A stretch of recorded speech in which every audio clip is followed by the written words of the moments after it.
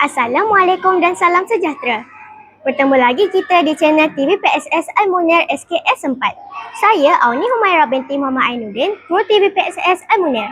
Pada hari ini, 21 Mei 2025 merupakan Hari Kejohanan Olahraga Tahunan di sekolah kami. Jom kita saksikan pemasukan mana yang akan menjadi juara.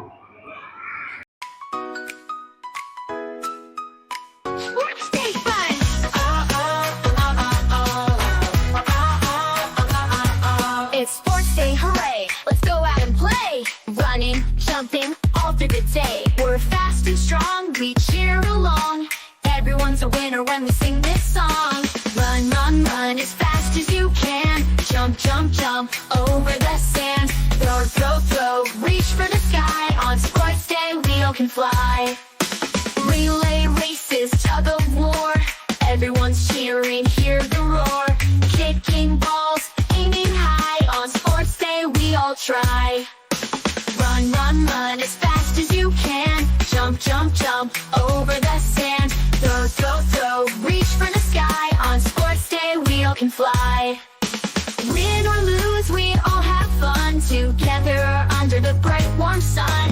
Friends and smiles all around. Sports day joy can't be bound. Run, run, run as fast as you can. Jump, jump, jump over the sand. Throw, throw, throw, reach for the sky. On sports day, we all can fly.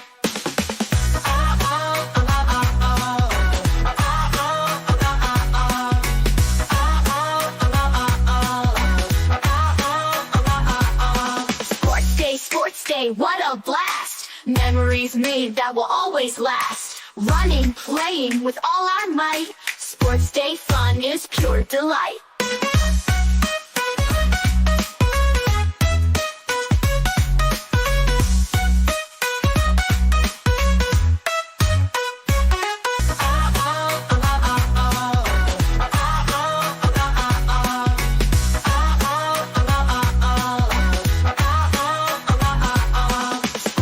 Sports day, what a blast! Memories made that will always last. Running, playing with all our might. Sports day fun is pure delight.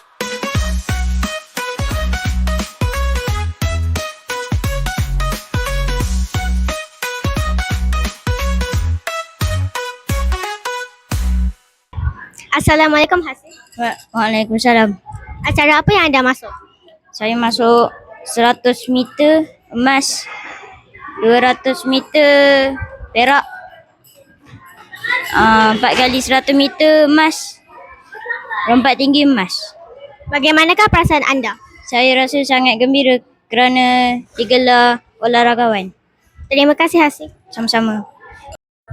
Assalamualaikum Nazhan. Waalaikumsalam.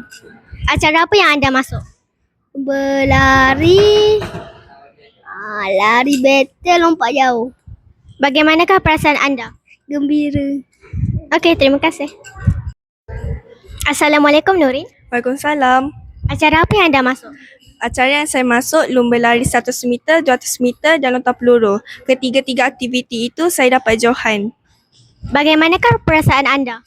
Perasaan saya sangat gembira kerana saya dapat menjadi olahragawati sekolah. Terima kasih Nurin. Sama-sama. Sekian sahaja untuk episod kali ini. Semoga berjumpa lagi di episod seterusnya. Bersukan riang di waktu pagi, badan sihat, hati pun ceria.